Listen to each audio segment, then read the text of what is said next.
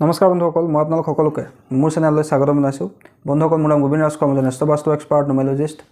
বন্ধুসকল, আপোনালোকৰ সুবিধাৰ্থে মই চেনেলটোত বাস্তুৰ সম্পৰ্কে, সংখ্যাতত্ত্ব সম্পৰ্কে, জ্যোতিষৰ সম্পৰ্কে, তাৰ লগতে আপোনালোকৰ বিভিন্ন সমস্যাৰ সমাধানৰ উপায়সমূহৰ সম্পৰ্কে আলোচনা কৰি থাকোঁ।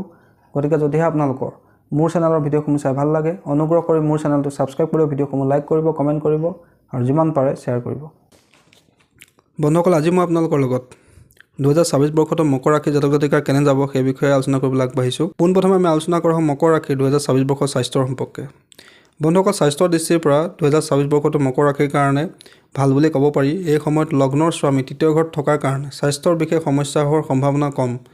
কিন্তু জুন মাহলৈকে বৃহস্পতি আপোনালোকৰ ষষ্ঠ ঘৰত থাকিব, যাৰ কাৰণে আপোনালোকৰ লিভাৰৰ লগত জড়িত সমস্যা, কনষ্টিপেশ্যনৰ সমস্যা, ডাইজেশ্যনৰ সমস্যা, গেছৰ সমস্যা বা পেটৰ লগত জড়িত কিবা সমস্যা আপোনালোকক আমনি কৰিব পাৰে। তাৰোপৰি অষ্টম ঘৰত কেতুৰ স্থিতিও আপোনালোকক প্ৰস্ৰাৱৰ সমস্যা, পাইলছৰ সমস্যা, ৰাজহাড়ৰ সমস্যা দিব পাৰে। গতিকে অলপ স্বাস্থ্যৰ খেয়াল ৰখাৰ বিশেষ প্ৰয়োজন আছে। জুন মাহৰ পিছত যেতিয়া গুৰু বৃহস্পতি আপোনালোকৰ সপ্তম ঘৰত প্ৰৱেশ কৰিব, এই সময়ত গুৰুৰ দৃষ্টি আপোনালোকৰ ৰাশিৰ ওপৰত পৰিব। গুৰুৰ সপ্তম দৃষ্টিৰ প্ৰভাৱৰ কাৰণে আপোনালোকৰ এই সময়ছোৱাত স্বাস্থ্যৰ বিশেষ সমস্যা নহয়। স্বাস্থ্য ভালে ৰখাৰ ক্ষেত্ৰত গুৰুৱে আপোনালোকক সহায় কৰিব। তথাপি আপোনালোকে নিজৰ স্বাস্থ্য যিমান পাৰে খেয়াল ৰাখিব, হেল্ডি খানা খাব, এক্সাৰচাইজ কৰিব, সদায় আপোনালোকে য়োগা কৰিব, মৰ্ণিং ৱাক কৰিব, নিজৰ স্বাস্থ্যৰ যতন ল'ব, আপোনালোকৰ স্বাস্থ্য ভালে যাব। বন্ধুসকল, এতিয়া আমি আলোচনা কৰা হওক 2026 বৰ্ষত মকৰ ৰাশিৰ শিক্ষাৰ সম্পৰ্কে। শিক্ষাৰ দৃষ্টিৰ পৰা 2026 বৰ্ষত মকৰ ৰাশিৰ কাৰণে মধ্যম বুলি ক'ব পাৰি, কিয়নো পঞ্চম ঘৰত শনিৰ দৃষ্টি মাজে সময়ে আপোনালোকক পঢ়াত মন নবহাৰ দৰে সমস্যা দিব পাৰে। তাৰোপৰি আপোনালোকৰ পঢ়িলেও ভালকৈ মনত নৰোৱা সমস্যাই এই সময়ছোৱাত আমনি কৰিব পাৰে।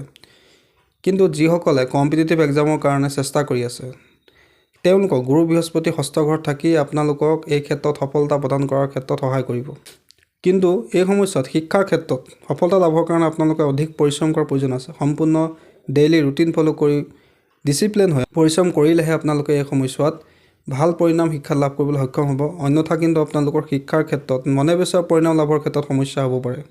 গতিকে আপোনালোকে এলাহক ত্যাগ কৰি সম্পূৰ্ণ মনোযোগ সহকাৰে শিক্ষা গ্ৰহণ কৰা এই সময়ছোৱাত প্ৰয়োজন আছে। এতিয়া আমি আলোচনা কৰা হওক মকৰ ৰাশিৰ 2026 বৰ্ষত ব্যৱসায় আৰু চাকৰি জীৱনৰ সম্পৰ্কে। ব্যৱসায় দৃষ্টিৰ পৰা 2026 বৰ্ষত মকৰ ৰাশিৰ কাৰণে মধ্যম পৰিণাম লাভ হ'ব। এই সময়ত আপোনালোকৰ পৰিশ্ৰমৰ সুফল মনে বিচৰা ধৰণে লাভ কৰিব পাৰিব।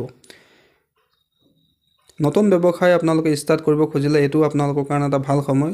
জুন মাহলৈকে অৱশ্যে আপোনাৰ ব্যৱসায় উন্নতি সামান্য হ'ব, কিন্তু জুন মাহৰ পিছত যেতিয়া গুৰুৱে ৰাশি পৰিৱৰ্তন কৰি আপোনালোকৰ সপ্তম ঘৰত প্ৰৱেশ কৰিব, গুৰুৰ দৃষ্টি আপোনাৰ লগ্নত আৰু লাভৰ স্থানত থাকিব, সেই সময়ছোৱাত আপোনাৰ ব্যৱসায়ত মনে বিচৰা ধৰণে আপোনালোকে উন্নতি কৰিব পাৰিব। নতুন ব্যৱসায়ৰ জৰিয়তে এই সময়ছোৱাত আপোনালোকৰ ধন বৃদ্ধি হ'ব। গতিকে ব্যৱসায় দৃষ্টিৰ পৰা 2026 বৰ্ষটো মকৰ ৰাশিৰ কাৰণে ভাল বুলি ক'ব পাৰি। কিন্তু যিসকলে চাকৰি কৰি আছে তেওঁলোকৰ এই সময়ছোৱা অনুকূল পৰিণাম লাভ হ'ব। তৃতীয় স্থানত শনিদেৱ অৱস্থান কৰি যিসকল পৰিশ্ৰমী ব্যক্তি আছে, যিসকলে নিজৰ কামত এলাহ নকৰে, সম্পূৰ্ণ ডিচিপ্লিন হৈ কাম কৰে, তেওঁলোকৰ এই সময়ছোৱাত যথেষ্ট সুফল লাভ হ'ব। যিহেতু আপোনালোকৰ চাৰিচাতি প্ৰভাৱ ইতিমধ্যে শেষ হ'ব, তাৰ কাৰণে আপোনালোকে পূৰ্বতে কৰা অধিক পৰিশ্ৰমৰ পৰিণাম এই সময়ছোৱাত আপোনালোকৰ লাভ হ'ব। ধৈৰ্যৰ ডিচিপ্লিন সহকাৰে যিসকলে এই সময়ছোৱাত কাম কৰে, এই সময়ছোৱাত তেওঁলোকৰ প্ৰমোশ্যন, ইনক্ৰিমেণ্ট হোৱাৰো সম্ভাৱনা আছে।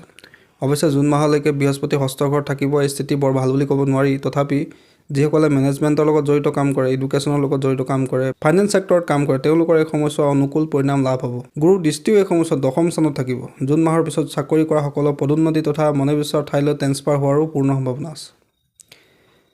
বন্ধুসকল, এতিয়া আমি আলোচনা কৰা হওক মকৰ ৰাশিৰ 2026 বৰ্ষৰ আৰ্থিক স্থিতি সম্পৰ্কে। আৰ্থিক ক্ষেত্ৰত মকৰ ৰাশি এই সময়ছোৱাত মিশ্ৰিত পৰিণাম লাভ কৰিব। আপোনালোকৰ ধনস্থানৰ মালিক শনি গ্ৰহ তৃতীয় স্থানত থাকিব। আনহাতে আপোনালোকৰ ধনস্থানৰ ৰাহু গ্ৰহ বিৰাজমান হৈ আছে, যাৰ কাৰণে আপোনালোকৰ অনাৱশ্যক খৰচ বৃদ্ধি পাব পাৰে। ধনৰ অপচয় হোৱাৰ সম্ভাৱনা আছে। তাৰোপৰি আপোনালোকৰ হঠাৎ ধন প্ৰাপ্তিৰো যোগ নিৰ্মিত হৈছে। এই সময়ছোৱাত আপোনালোকৰ ধন সঞ্চয় কৰিবলৈ সমস্যাৰ সৃষ্টি হ'ব পাৰে। তাৰোপৰি এই সময়ছোৱাত আপোনালোকৰ ধন অধিক ব্যয় হোৱাৰ সম্ভাৱনা আছে। বন্ধুসকল, এতিয়া আমি আলোচনা কৰা হওক 2026 বৰ্ষত মকৰ ৰাশিৰ প্ৰেম আৰু বৈবাহিক জীৱনৰ সম্পৰ্কে। প্ৰেমৰ দৃষ্টিৰ পৰা 2026 বৰ্ষটো মকৰ ৰাশিৰ কাৰণে মধ্যম বুলি ক'ব পাৰি। শনিদেৱৰ তৃতীয় দৃষ্টি পঞ্চম ঘৰত থাকিব। গতিকে এই সময়ছোৱাত আপোনালোকে প্ৰেমৰ সম্পৰ্কত বিবাদৰ পৰা, সংঘাতৰ পৰা যিমান পাৰে আঁতৰি থাকিবলৈ চেষ্টা কৰিব। নিজৰ পাৰ্টনাৰৰ লগত যুক্তি তৰ্ক নকৰিব। তেওঁৰ আৱেগক আপোনালোকে ভালকৈ বুজিবলৈ চেষ্টা কৰিব।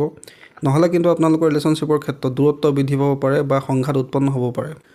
আনহাতে যিসকলে বিবাহ হোৱা নাই, তেওঁলোকৰ জুন মাহৰ পিছত গুৰু যেতিয়া আপোনালোকৰ সপ্তম ঘৰত প্ৰৱেশ কৰিব, সেই সময়ছোৱাত আপোনালোকৰ বিবাহৰ যোগ নিৰ্মিত হ'ব। সেই সময়ছোৱাত আপোনালোকে যিসকলে প্ৰেমৰ সম্পৰ্কটোক বিবাহলৈ ৰূপান্তৰ কৰিব খুজিছে, তেওঁলোকে এই সময়ছোৱাত বিবাহ কৰি ল'ব পাৰে। বৈবাহিক জীৱনৰ দৃষ্টিৰ পৰাও 2024 বৰ্ষটো মকৰ ৰাশিৰ কাৰণে মধ্যম বুলি ক'ব পাৰি।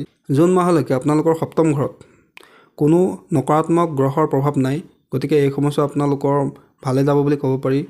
জুন মাহৰ পিছত যেতিয়া গুৰু বৃহস্পতি আপোনালোকৰ সপ্তম ঘৰত প্ৰৱেশ কৰিব, এই সময়ছোৱাত আপোনালোকৰ বৈবাহিক সুখ লাভ কৰিবলৈ সক্ষম হ'ব। এই সময়ছোৱাত আপোনালোকে বৈবাহিক জীৱনত আনন্দ লাভ কৰিব পাৰিব। নিজৰ পৰিবাৰৰ সৈতে আপোনালোকে কোনো নতুন ঠাইলৈ ফুৰিবলৈ যাব পাৰে বা এই সময়ছোৱাত আপোনালোকৰ পৰিয়ালত কোনো মাংগলিক অনুষ্ঠানো হোৱাৰ সম্ভাৱনা আছে। অৱশ্যে বছৰটোৰ শেষৰ দুটা মাহত আপোনালোকক দুই এটা পাৰিবাৰিক সমস্যা আমনি কৰিব পাৰে, গতিকে আপোনালোকে সময়ছোৱাত ধৈৰ্য সহকাৰে আপোনালোকৰ পাৰিবাৰিক সমস্যাসমূহ সমাধান কৰিবলৈ চেষ্টা কৰা উচিত। বন্ধুসকল, 2024 বৰ্ষটো মকৰ ৰাশিৰ জাতক জাতিকাসকলে কেইটামান বিশেষ উপায় কৰাৰ প্ৰয়োজন আছে। প্ৰথম উপায়টো হ'ল যে তেওঁলোকে বৃহস্পতি গুৰুৰ যিটো মন্ত্ৰ ওম ব্ৰিং বৃহস্পতাই নমঃ, এই মন্ত্ৰটো ডেইলি যিমান পাৰে জপ কৰিব লাগে। দ্বিতীয়তে তেওঁলোকে নিয়মিতভাৱে হনুমান দেৱতা আৰু মহাদেৱ শিৱৰ পূজা কৰিব লাগে। তৃতীয়তে তেওঁলোকে দুখীয়া ব্যক্তিক আৰু শ্ৰমিকক যিমান পাৰে সহায় কৰিব লাগে। চতুৰ্থতে তেওঁলোকে প্ৰত্যেক দিনে নিজৰ কপালত কেঁচা হালধিৰ তিলক ল'ব লাগে। তাৰোপৰি যিমান পাৰে মাতৃতুল্য মহিলাসকলক বা নিজৰ মাতৃৰ সহায় কৰিব লাগে বা তেওঁলোকক সেৱা কৰিব লাগে। বন্ধুসকল, এই উপায়কেইটা যদি মকৰ ৰাশি ব্যক্তিসকলে কৰে তেন্তে তেওঁলোকৰ 2024 বৰ্ষত কিবা যদি ডাঙৰ সমস্যা হ'ব লগা আছে, সেই সমস্যাৰ পৰা তেওঁলোকে ৰক্ষা পৰিব।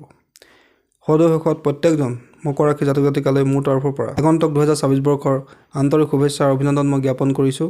ঈশ্বৰে আপোনালোকৰ সকলোৰে মংগল কৰক, সকলোৰে ইচ্ছা পূৰ্ণ কৰক, আপোনালোকৰ কৰ্মত সফলতা লাভ কৰক, তাৰে কামনা কৰি ভিডিঅ'টো মই ইয়াতে সামৰিছোঁ।